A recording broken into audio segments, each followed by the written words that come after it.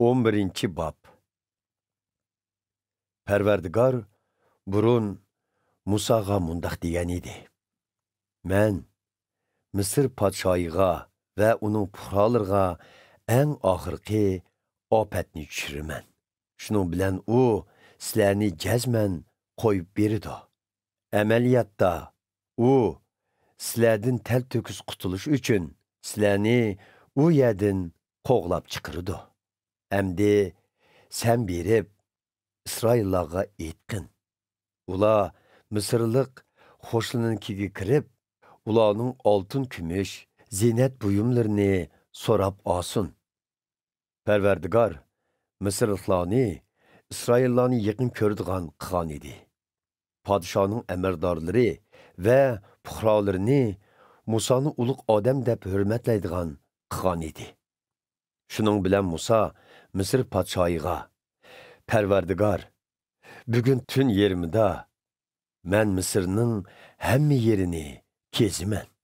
Shu vaqtda taxtda o'tirgan podshoning tunchisidan tortib, toki eng arzimas dedakning tunchisigacha bo'lgan Misrliklarning tunchi o'g'illari hammasi, shundaqla tunchi tug'ilgan mollarmu o'ldi.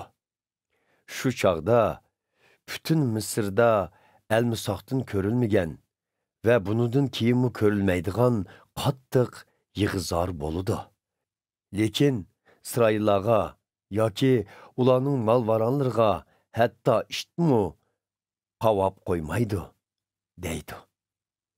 Ayni shu chog'da sizlar Parvardigorning Misrliklar bilan İsraillarni farqlantiradiganligini bilasizlar.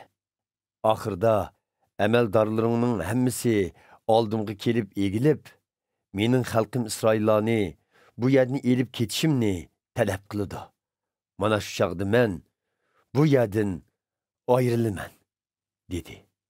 Ondan Misr podshoyining oldidan darg'azab bilan chiqib ketdi. Parvardigor Musaga: Misr podshoyi sening so'zingni davomli rad qilaverdi. Shunda qilib, men Misrda texmi ko'p mo'jizalarni ko'stalayman, degan edi. Musa bilan Harun podsho oldida mana shundaq nurg'un mo'jizalarni ko'rsatgan bo'lsa-mu, lekin Parvardigor podshoni joyillashtirganligi uchun u İsraillarning chegaradan chiqib ketishiga yo'l qo'ymagan edi.